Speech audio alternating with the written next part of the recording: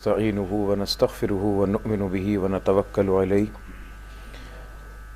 ونعوذ بالله من شرور أنفسنا ومن سيئات أعمالنا من يهده الله فلا مضل له ومن يضلل فلا هادي له ونشهد أن لا إله إلا الله وحده لا شريك له ونشهد أن سيدنا وسندنا ومولانا محمدا عبده ورسوله اما بعد فاعوذ باللہ من الشیطان الرجیم بسم اللہ الرحمن الرحیم ان اللہ وملائکتہ یصلون علی النبی یا ایہا الذین آمنوا صلوا علیہ وسلموا تسلیما اللہم صلی علی محمد وعلی آل محمد کما صلیت علی ابراہیم وعلی آل ابراہیم انک حمید مجید اللہم بارک علی محمد وعلی آل محمد کما بارکت علی ابراہیم وعلی آل ابراہیم انک حمید مجید اما بعد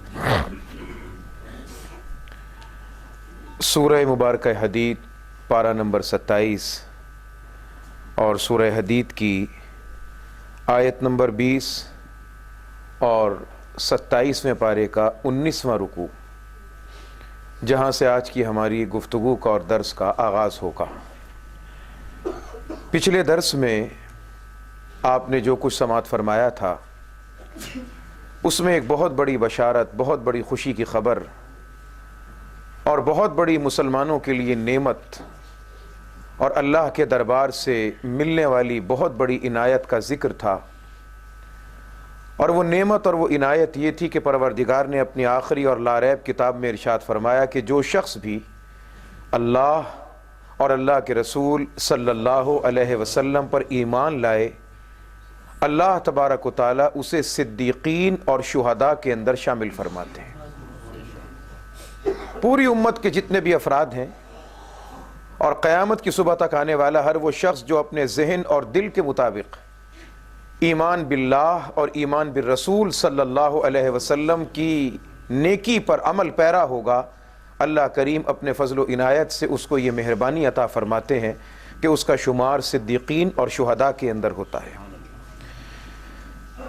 اور اسی کے ساتھ ساتھ اس ایمان کی برکت سے پروردگار فرماتے ہیں کہ ان کو اجر بھی ملے گا، روشنی بھی ملے گی جو ان کے آگے پیچھے دائیں بائیں ہر مقام پر اللہ کی طرف سے ان کی رہبری اور ہدایت کرنے کے لیے موجود ہوگی، اور وہ لوگ جو اتنے عظیم اور اتنے کرم کرنے والے اللہ کی عنایات کا انکار کرتے ہیں وہ جہنمی ہیں اور ہمیشہ وہ اپنے خسارے اور نقصان کا شکار رہیں گے۔ اس کے بعد جو آج کی ہماری آیت کریمہ ہے اس میں اللہ تبارک و تعالیٰ اس دنیا کی زندگی کو 3 درجوں میں بیان کرتے ہیں۔ اعلموا انما الحیات الدنیا لعب وَلَهْوٌ وَزِینَةٌ، یہ دنیا کی زندگی کیا ہے؟ لعبٌ بیکار کام، لہوٌ ایسا کام جس کا کوئی مقصد نہ ہو، وَزِینَةٌ اور بننے سجنے سنورنے کے کام، وَتَفَاخُرٌ بَيْنَكُمْ اور آپس میں فخر کرنا ایک دوسرے کے مال پر، ایک دوسرے کی جائیداد پر، وَتَكَاثُرٌ فِي الْأَمْوَالِ وَالْأَوْلَادِ اور مال اور اولاد کے اضافے کے لیے ایک دوسرے سے آگے سبقت لے جانا، یہ دنیا کی زندگی ہے۔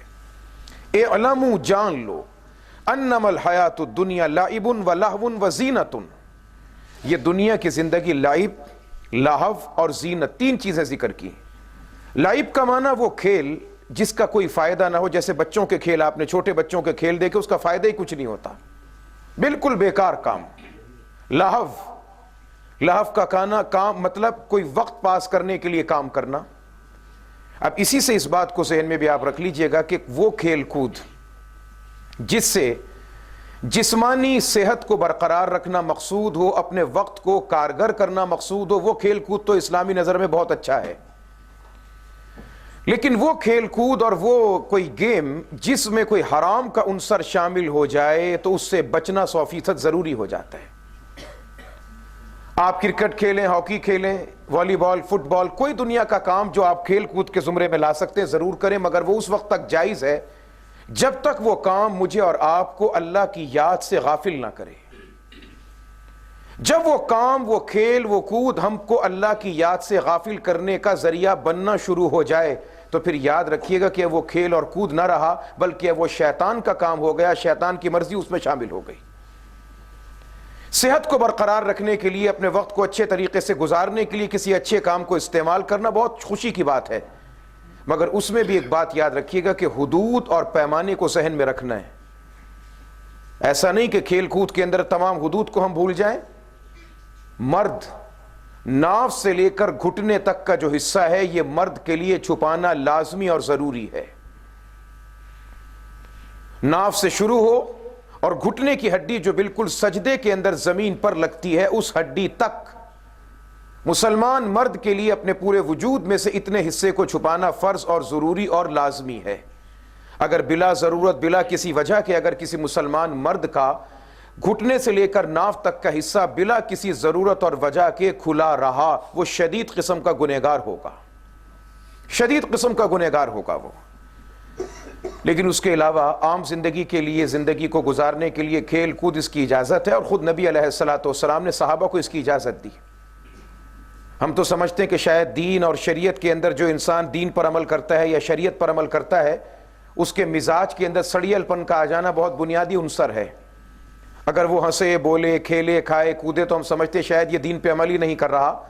نبی علیہ السلام نے جناب عائشہ صدیقہ رضی اللہ تعالی عنہا کے ساتھ ایک میدان میں دوڑ لگائی، ریس لگائی، اور ایک مرتبہ نبی علیہ السلام جب حضرت عائشہ صدیقہ کے ساتھ دوڑے، اب بتائیں کہ نبی علیہ السلام ان سے زیادہ بڑھ کر سنجیدگی کا، وقار کا، عزت کا، احترام کا کوئی مجسمہ ہو ہی نہیں سکتا۔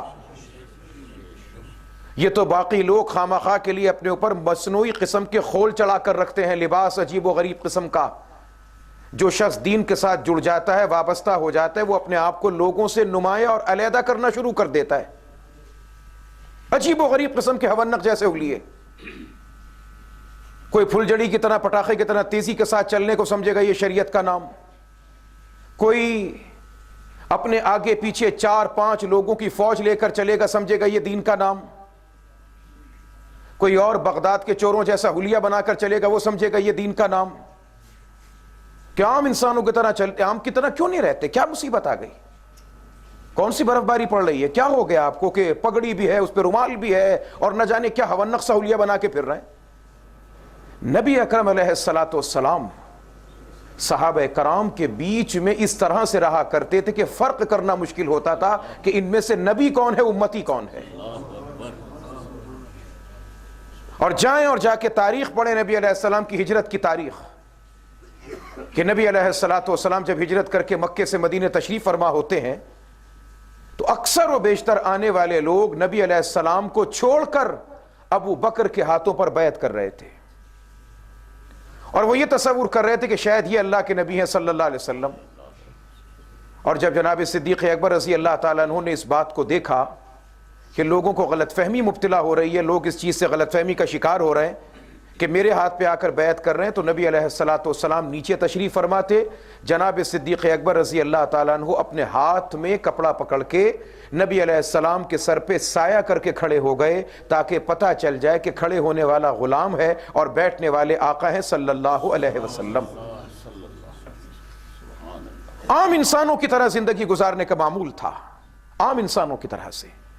شریعت کا معنی، دین کا معنی ممبر پہ بیٹھ کے لوگوں پہ تنقید کریں، صاحب فلاں نے یہ کیا، فلاں نے یہ کیا، سیاستدان ایسا ہے اور ڈاکٹر ایسا اور انجینئر ایسا، فلاں ایسا، فلاں ایسا، سب پہ تنقید کرنا بہت آسان کہ دکاندار یہ کرتے ہیں، فلاں یہ کرتا ہے، فلاں یہ کرتا ہے، فلاں یہ کرتا ہے، چھریاں ہاتھ میں تھامے ہر ایک کی گردن کاٹتے چلے جائیں۔ کبھی کسی وقت میں ٹھنڈے دل کے ساتھ، ایمانداری کے ساتھ اپنے گریبان میں منہ ڈال کر دینی طبقے کو بھی سوچنا چاہیے کہ کیا ذمہ داریاں پوری کر رہا ہے۔ وہ ایک مقدس گائے بن کر کیوں رہنا چاہتا ہے؟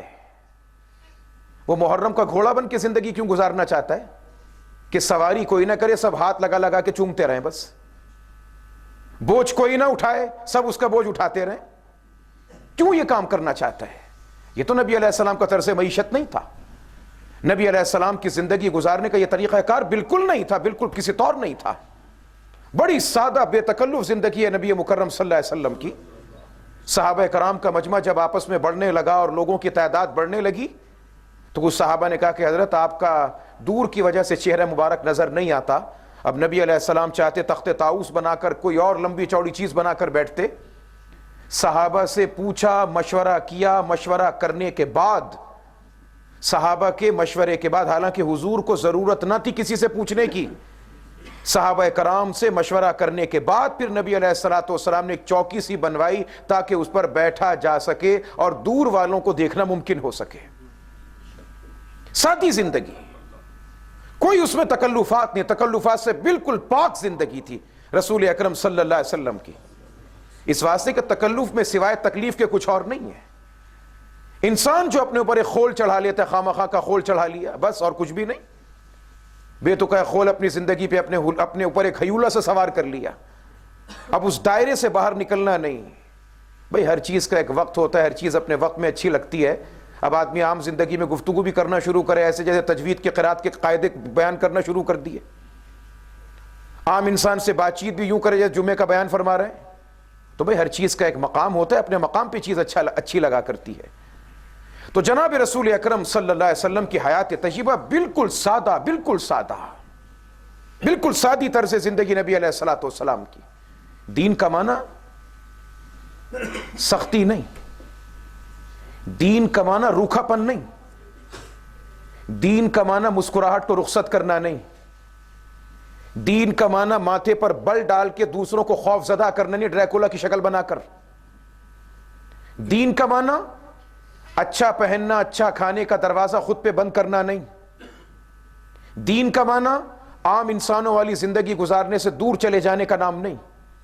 اکثر و بیشتر ہم نے دیکھا کہ کچھ لوگ پیری مریدی کے طریقے پہ رائج ہو گئے, پیر صاحب بن گئے.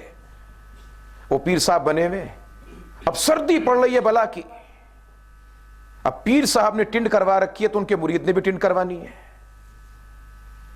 پیر صاحب نے جو ٹوپی پہنی ہے وہی مرید صاحب نے پہننی ہے, کہ نہیں جی ان کی ٹوپی ہے ویسی پہننی ہے. نہ پیر کو دیکھے نہ مرید کو دیکھے, یہ دیکھے کہ نبی علیہ السلام کی حیات طیبہ کیا تھی. بات ختم ہے. نبی علیہ الصلوۃ والسلام سردی کے موسم میں سردی کا لباس, گرمی کے موسم میں گرمی کا لباس.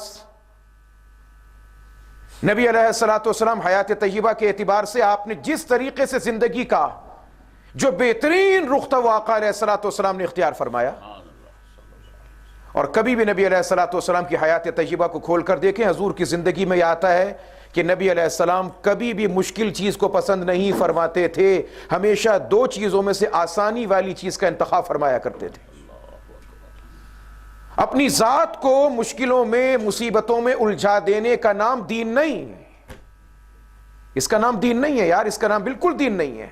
سمجھیں دین کی روح کو, سمجھیں دین کی اسپرٹ کو, سمجھیں دین کی منشا کو, سمجھیں مقصد دین کو سمجھا جائے کہ دین ہے کس چیز کا نام. ہم سمجھے سڑیل پن کا نام, یبوست کا نام, ایک نحوست کا نام ہم نے دینداری رکھ چھوڑا, جس سے بات کریں طنز کے ساتھ, گفتگو کریں تنقید کے ساتھ. کوئی چھوٹا بچہ, معصوم بچہ جسے ابھی عقل نہیں, شعور نہیں, تمیز نہیں, جو بچہ اللہ نے اس کو تکلیف نہیں بنائی, اللہ نے نہیں کہا کہ اس پہ نماز فرض ہے, چھوٹا بچہ شکنے ٹخنے سے شلوار نیچے, بعض لوگوں کو تقوی کا حیضہ نہیں, معذرت کے ساتھ عرض کروں گا حیضے کے بجائے حیض آنا شروع ہو جاتا ہے, انہیں ماہواریاں شروع ہو جاتی ہیں. اس کی شلوار نیچے کیوں ہے؟ ہمارے سارے کے سارے دین کی بنیاد ٹخنے سے شروع اور کندھے پہ ختم بس.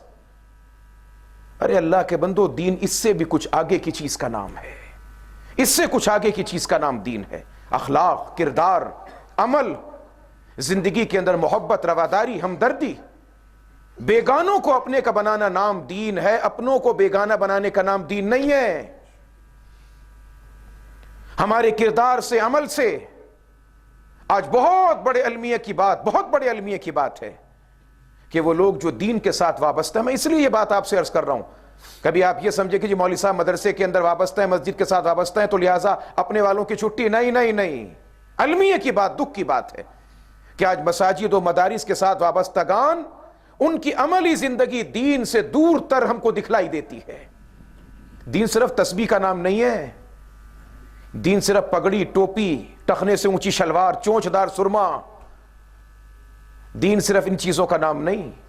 دین اس سے بہت آگے بڑھ کے کسی اور چیز کا نام ہے۔ آقا علیہ السلام کے صحابہ فرماتے ہیں کہ ہم میں سے ہر ایک نبی علیہ السلام کے پاس جاتا تھا، ملتا تھا، ملاقات کرتا تھا، اور خدا کی قسم ہم میں کا ہر ایک یہی سمجھتا تھا کہ جو تعلق میرا حضور سے کسی دوسرے سے ہے ہی نہیں ہے۔ ہر ایک سے یہ محبت اور پیار، ہر ایک سے وہ الفت اور چاہت، یہ دین کی منشا، یہ دین کا مقصد ہے۔ یہ تھوڑے کہ اپنی زندگی کے اوپر ہم نے مسکراہٹوں کو بند کر دیا، اس کا نام دین؟ یہ تھوڑا ہی کہ ہر وقت آپ کہیں کہ دین اس کا نام کہ ہاتھ میں تسبیح و زبان پہ اللہ اللہ اللہ کرتے رہو؟ نہیں نہیں، ایسی بات نہیں ہے۔ دین کو سمجھے تو صحیح۔ نبی علیہ الصلوۃ والسلام جو نفسیات انسانی کے جاننے کے، کائنات کے سب سے بڑے ماہر نفسیات ہیں، رسول اکرم صلی اللہ علیہ وسلم سب سے بڑے ماہر نفسیات ہیں اس دنیا کے۔ رسول اکرم صلی اللہ علیہ وسلم کیا فرماتے ہیں؟ اِنَّا لِنَفْسِكَ عَلَيْكَ حَقًّا، اِنَّا لِعَيْنِكَ عَلَيْكَ حَقًّا، اِنَّا لِزَوْجِكَ عَلَيْكَ حَقًّا، اِنَّا لِأَهْلِكَ عَلَيْكَ حَقًّا۔ اے میرے کلمہ پڑھنے والے مسلمان امتیوں، تمہاری جان کا تم پہ حق ہے، تمہاری آنکھ کا تم پہ حق ہے، تمہاری بیوی کا تم پہ حق ہے، تمہارے بچوں کا تم پہ حق ہے۔ ان تمام حقوق کو ادا کرو، تب کہیں جا کر دین اسلام کی عملی شکل تمہارے سامنے آ جائے گی۔ ہم نے سارا کا سارا دین طرز عبادات میں بن کر چھوڑا۔ کوئی اگر اہل حدیث مکتب فکر کے ساتھ وابستہ ہے، اس کا سارا دین رفع یدین، اونچی آمین، کھلے ہوئے پائنچے، بس اس کے علاوہ کچھ نہیں۔ کوئی مسلک کی طور پہ اگر بریلوی مکتب فکر سے وابستہ ہے، اس کا سارا دین اذان سے پہلے صلاۃ و سلام، اذان کے بعد نماز کے بعد اونچا ذکر، یہ کرنا ہے ربیع الاول میں محفل میلاد، اس کے علاوہ کوئی دین نہیں۔ اور ہے کوئی دیوبندی وہاں ہر کچھ بند، ہر کچھ بند بند بند بند، ہر ایک پہ فتوے جھاڑتے چلے جاؤ۔ ارے بھئی، جو آپ کا ذہنی فکر ہے اس ذہنی فکر کے مطابق چلیں، مگر خدا کے لیے دین کو میں جو کہہ رہا ہوں اسے سمجھیں۔ کبھی یہاں سے نکل کے فتووں کی بوچھاڑ کھل جائے میرے اوپر، بائیں جتنے مرضی فتوے لگائیں، مجھے کسی کی پرواہ نہیں، بھنگی کی توپ لائیں اس سے فتوے لگانے شروع کر دیں۔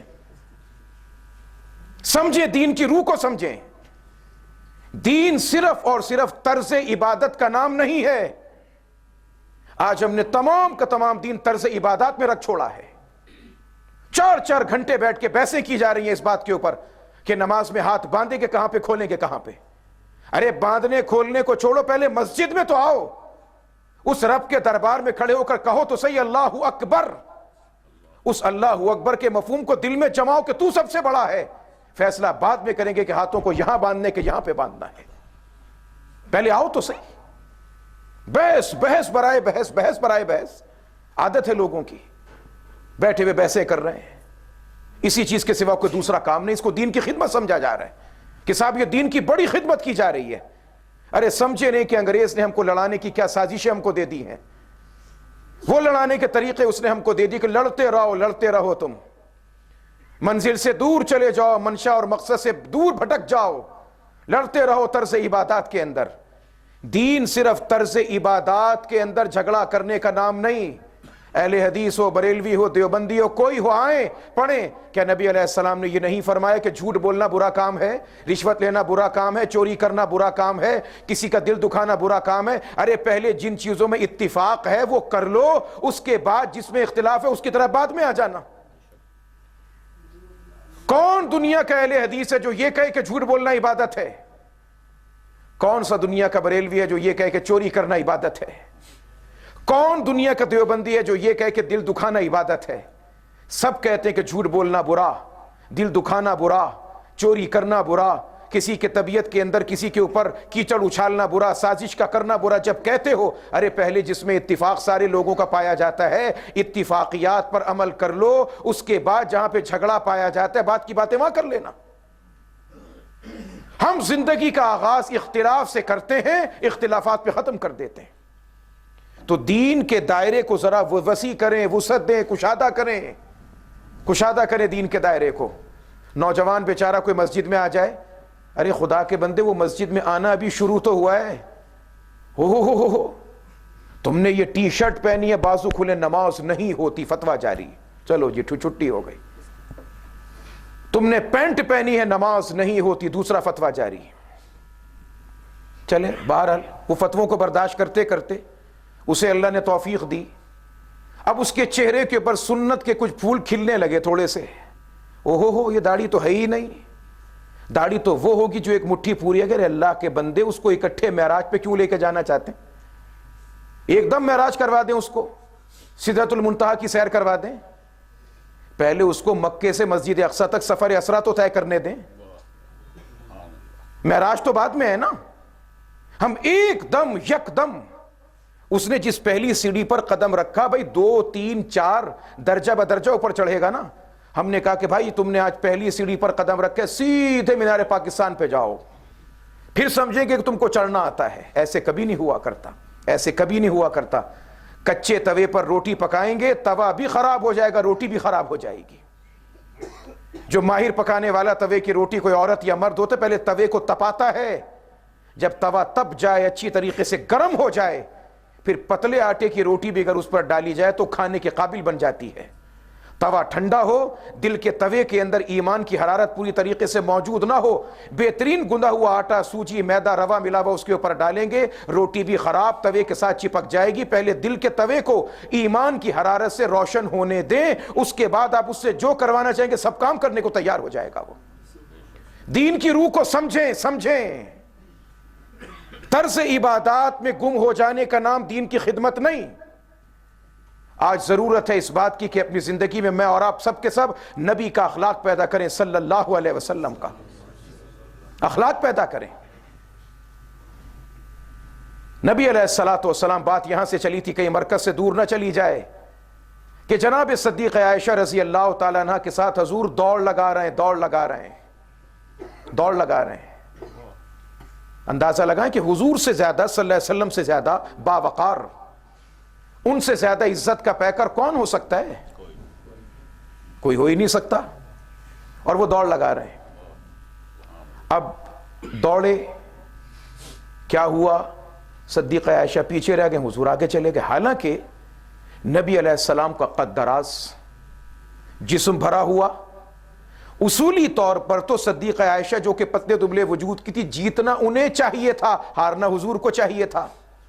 مگر یاد رکھیے گا، اللہ نے جب آقا علیہ السلام کو معجزات دیے تو ان میں سے ایک معجزہ یہ تھا کہ لمبے سے لمبے قد کا انسان حضور کے ساتھ کھڑا ہوتا تو نیچے نظر آتا تھا. اور دوسرا معجزہ یہ تھا کہ کبھی کوئی حضور سے آگے نکل ہی نہیں سکتا تھا. حضور علیہ الصلوۃ والسلام گھر کا راستہ ایک مرتبہ چلے گئے، بچپن کی بات تھی. ابو جہل نے دیکھا، حضور کو پہچان لیا کہ میرا بھتیجا ہے، گھر سے دور چلے آئے. گھوڑے پہ بیٹھا تھا، اس نے، ابو جہل نے نبی علیہ السلام کا ہاتھ پکڑا اور ہاتھ پکڑ کر، آؤ بیٹا بیٹھو. ابو جہل آگے، نبی علیہ السلام پیچھے. اب اس کا اپنا بیان کہ میرا گھوڑا جو تھا یوں چلتا تھا جیسے پانی میں مچھلی تیرتی جا رہی ہے. حضور علیہ السلام کو پیچھے بٹھایا، خود آگے بیٹھا. اب گھوڑے کو بھگا رہا ہے، گھوڑا چل کے ہی نہیں دیتا.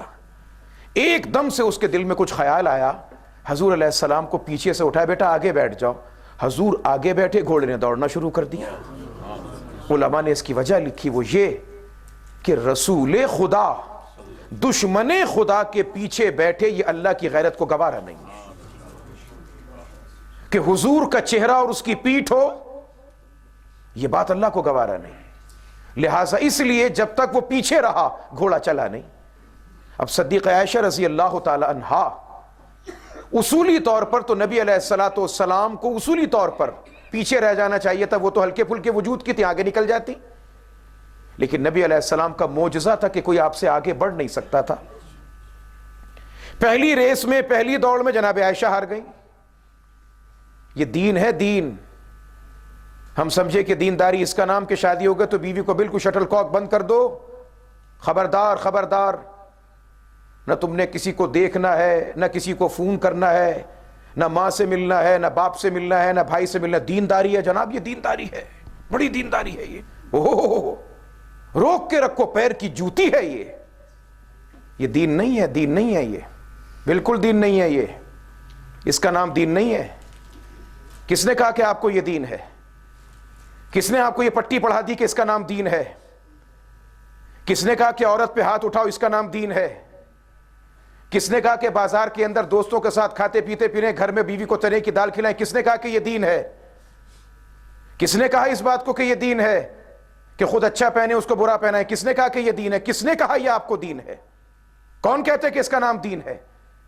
کس نے کہی یہ بات کہ صاحب وہ اپنے ماں باپ سے مل نہیں سکتی جب تک کہ شوہر اس کو مسلط ہو کے ایک بالکل ڈریکولا کی طرح ملاقات کی اجازت دے دے؟ کس نے کہا یہ دین ہے؟ یہ دین نہیں ہے، یہ بالکل دین نہیں ہو سکتا، سوال ہی پیدا نہیں ہوتا کہ یہ دین ہو، اس لیے کہ دین کا نمائندہ تو کون ہے؟ محمد الرسول اللہ صلی اللہ علیہ وسلم، اور خدا کی قسم ہمارا نبی ایسا تھا ہی نہیں، سوال ہی پیدا نہیں ہوتا کہ کوئی کام خلاف فطرت خلاف انسانی طبیعت کے ہو اور وہ حضور علیہ السلام کے جسم سے صادر ہو جائے، اس کا سوال ہی پیدا نہیں ہوتا۔ نبی علیہ السلام سے تو سوتے وقت بھی وہ اعمال صادر ہوتے تھے جو فطرت کے مطابق ہوا کرتے تھے، فطرت کے مطابق ہوا کرتے تھے۔ وہاں تو اخلاقیات کا وہ اعلیٰ ترین پیمانہ تھا کہ جس کا تصور کرنا بھی عام لوگوں کے لیے کچھ دوبر اور مشکل اور دشوار دکھلائی دیتا ہے۔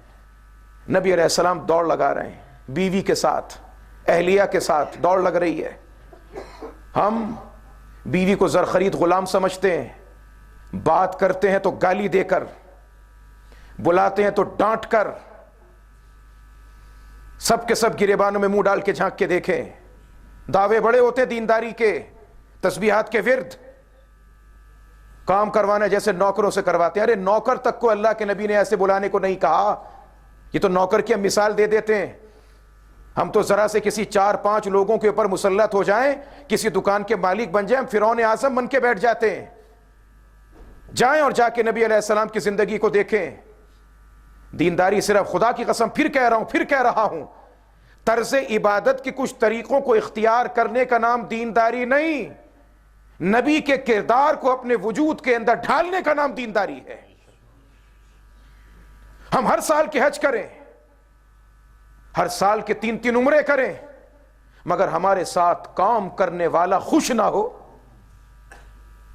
ہم بیٹھ کے 2 گھنٹے باتیں کریں، ہو سودے صاحب کی تلاوت سنی تھی، ایمان تازہ ہو گیا، آنے کو دل ہی نہیں چاہتا، بلا شک وہاں پہ رو کے دعائیں کرتے خدا جلدی ویزا لگے اور میں پہنچوں یہاں سے، 15 دن پورے ہو جائیں۔ یہاں ان کے چھوڑتے لمبی چھوڑتے ہیں جو ہاتھ میں بھی نہیں آتی، یہ ہو رہا تھا، وہ ہو رہا تھا، فلاں تھا، اور جو آپ کے پاس پڑوس میں بیٹھا ہوا ہے، ارے لاکھوں روپے خرچ کر کے گئے کعبے کا طواف کرنے، کیا طواف، دل ٹھنڈا ہوا، وہ تو کعبہ وہاں پر ہے۔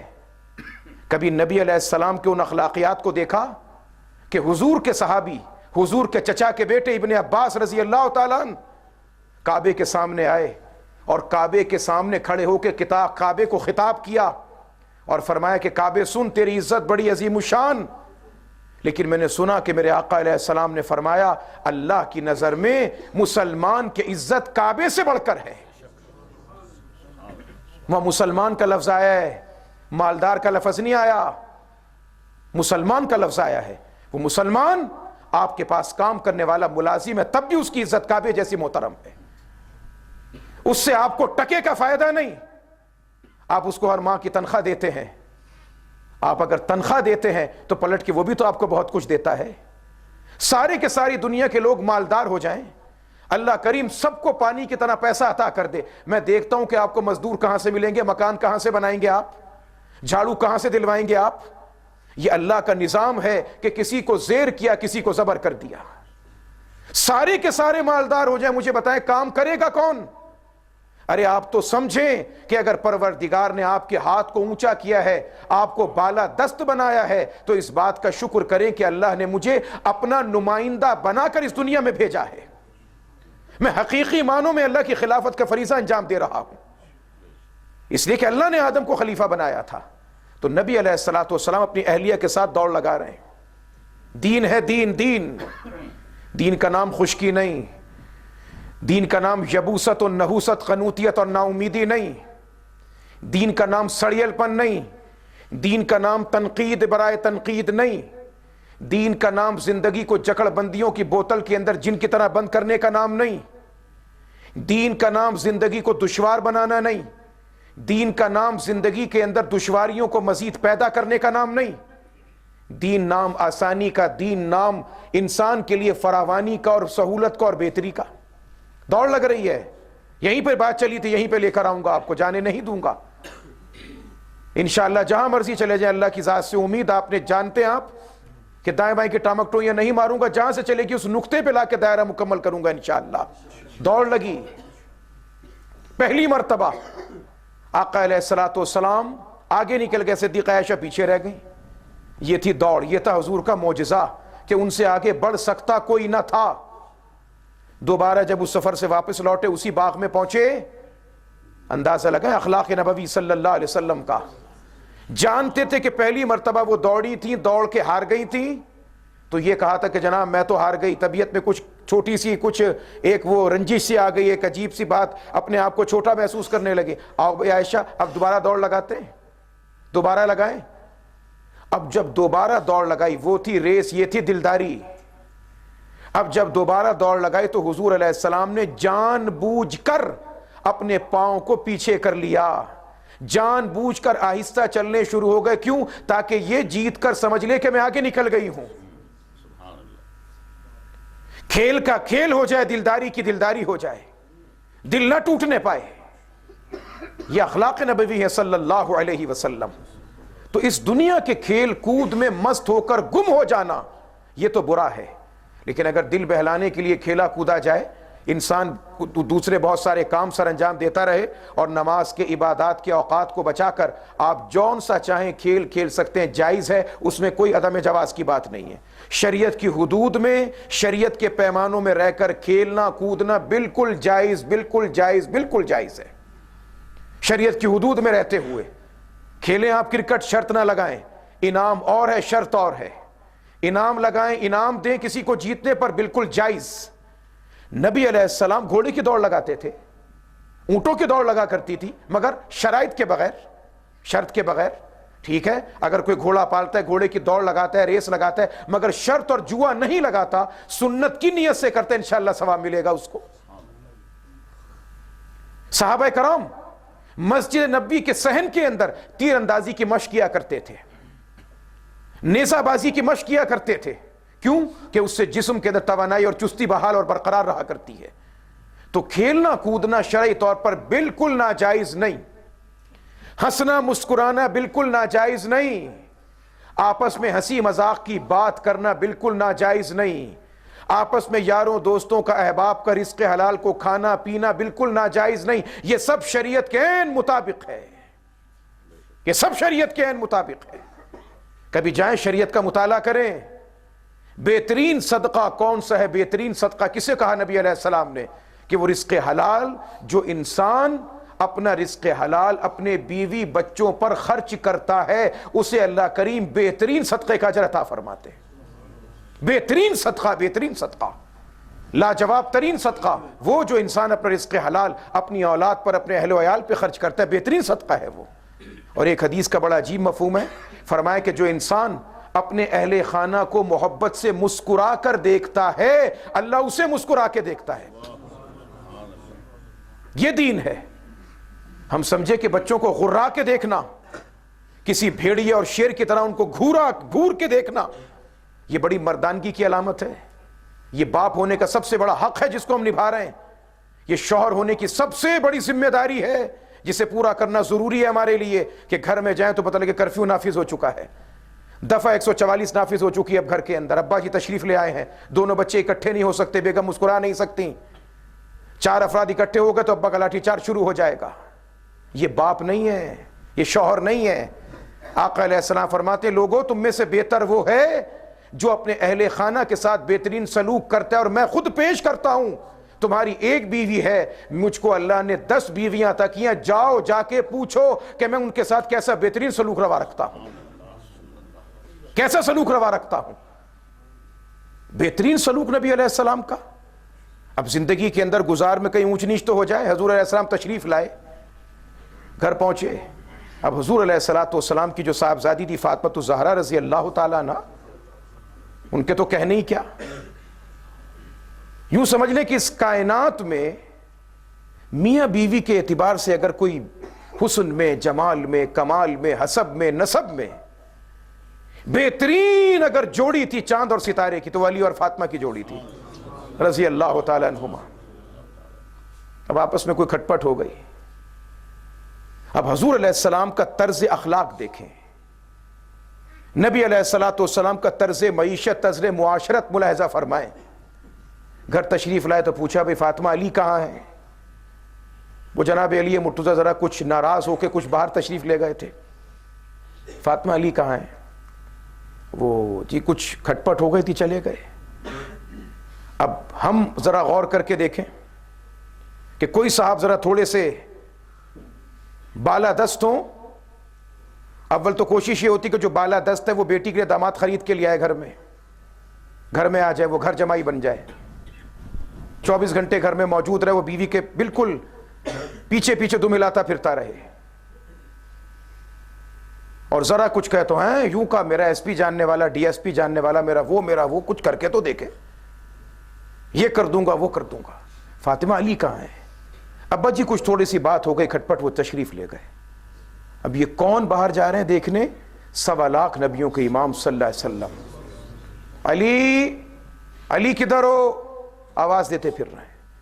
نظر نہیں آئے, دیکھا مسجد میں پڑے ہیں, سردی گرمی کا موسم, اور غصے میں جو گھر سے آئے نکلے علی مرتضیٰ رضی اللہ عنہ تو بنیان بنڈی ایسی پہنی ہوئی جس کی آستینیں بھی نہیں تھیں, زمین پہ لیٹے ہوئے, پسینے آ رہے ہیں, غصے کو دبا رہے ہیں. علی تھے شیر خدا, بتا ان کا غصے کا کہنا کیا. گرمی شدید اور پسینے آ کر مٹی جسم پہ لگ رہی ہے. نبی علیہ السلام تلاش کرتے کرتے کرتے کرتے پہنچے, دیکھا کہ علی مرتضیٰ رضی اللہ تعالیٰ عنہ تشریف فرما ہے, زمین پہ لیٹے ہیں. پاؤں کے اشارے سے علی مرتضیٰ کے پاؤں کو اپنے پاؤں کے انگوٹھے سے ذرا ہلایا. اب جو انہوں نے دیکھا کہ پاؤں ہلا رہا ہے, محبت سے فرمایا قم یا ابا تراب, قم یا ابا تراب. محبت سے جملہ کا, مٹی کے باپ اٹھ تو جا. بس یہ جملہ کا ان کی ساری غصہ, وہ تو حضور کو دیکھ کے غصے کا سوال ہی نہیں. کھڑے ہو گئے, پہ کیا بات ہو گئی؟ بس حضرت کوئی بات نہیں, جو ہوا تھا ختم, آؤ گھر چلتے ہیں. گھر آئے, فاطمہ زہرا کو بٹھایا. فاطمہ سنو بیٹا, یہ تمہارے شوہر ہیں, ان کے تم پر حقوق ہیں, وہ تم نے پورے کرنے ہیں. ان کی بات کو تم نے اہمیت دینی ہے. یاد رکھو اگر یہ تم سے ناراض ہوئے, اور اس کیفیت کے اندر, اس وقت کے اندر, ناراضگی کے وقت میں اگر کہیں تمہارا دنیا سے رخصتی کا وقت آ گیا نا, تو بیٹا یاد رکھنا کہ محمد تمہارے جنازے میں شریک نہیں ہوں گے صلی اللہ علیہ وسلم. بیٹی کو سمجھا دیا. کیسے سمجھایا؟ ادھر سے بلایا بیٹے علی کو. علی بیٹا بس ایک بات کہوں گا, اللہ نے مجھے 6 بچے دیے تھے, 5 اپنے ہاتھوں قبر میں اتار دیے, یہ ایک باقی بچی ہے. یہ صرف میری بیٹی نہیں علی, یہ میرے جگر کا ٹکڑا ہے. اور میرے بیٹا علی, جو اسے خوش کرتا ہے وہ مجھے خوش کرتا ہے, جو اسے ناراض کرتا ہے وہ مجھ کو ناراض کرتا ہے. بیٹے داماد کو وہاں سمجھایا, بیٹی کو وہاں سمجھایا, بات ساری ختم ہو گئی. بیٹی اپنی جگہ رو رہی ہے, داماد اپنی جگہ پہ رو رہا ہے. نہ نبی علیہ السلام نے اس کی حمایت لی, نہ اس کی حمایت لی. اور یہ اخلاق ہے رسول اکرم صلی اللہ علیہ وسلم کا. تو زندگی کے اندر اونچ نیچ, کھیل کود, تماشے, سب چیزیں ہیں.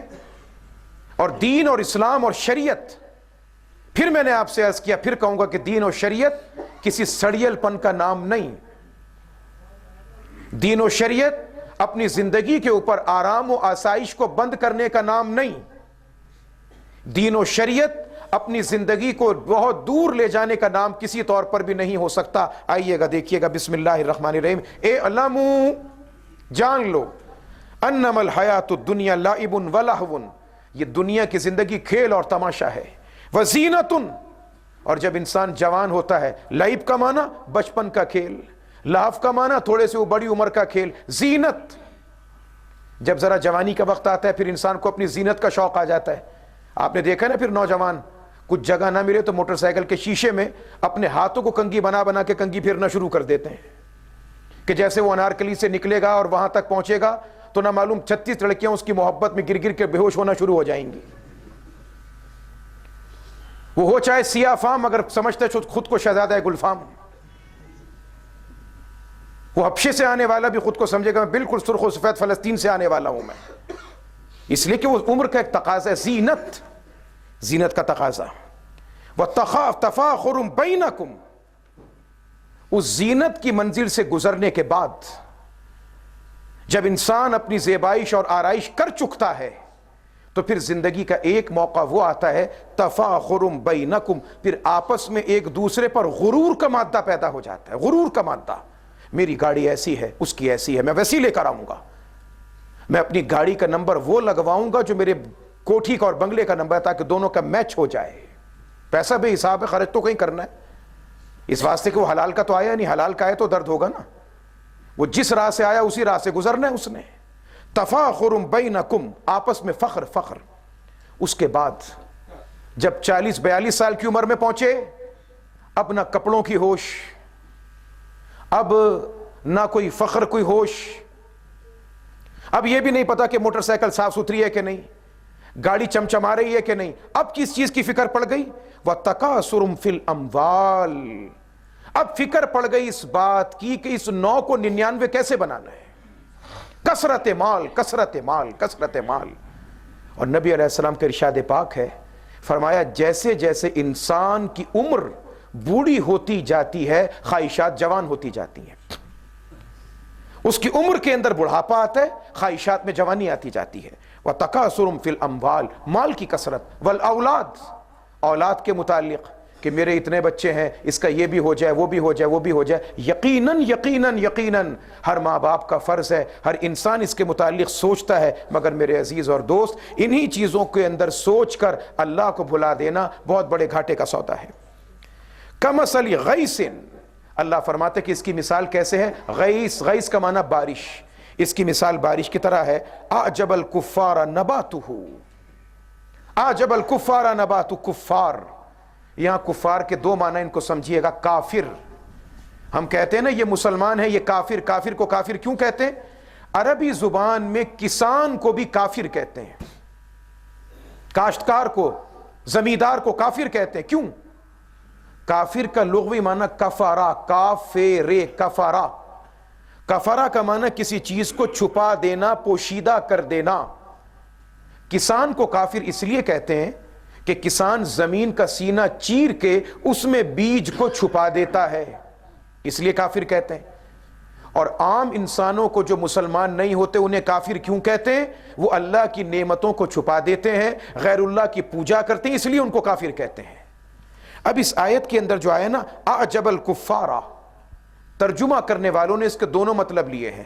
بعض لوگوں نے اس کا ترجمہ لیا کسان، کسان، اور بعض لوگوں نے اس کا مطلب لیا کافر، کہ یہ کافر کا کام ہے کہ دنیا کی زندگی کے اندر مست و سرشار رہتا ہے اور اللہ کو بھول جاتا ہے۔ دونوں ترجمے کیے گئے، دیکھیے گا۔ کمثل غیث، یہ دنیا کی دولت، اولاد، عزت، شہرت، یہ تمام چیزیں کمثل غیث، ان کی مثال اس بارش کی طرح ہے۔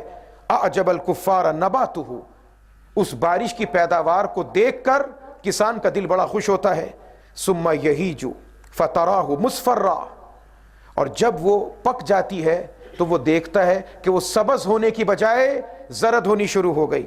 ثم یکون حطاما، اور پھر وہ کیا نوبت آتی ہے کہ وہ کٹ کر بکھر کر چورا چورا ہو جاتی ہے، ٹکڑے ٹکڑے ہو کر بکھر جاتی ہے۔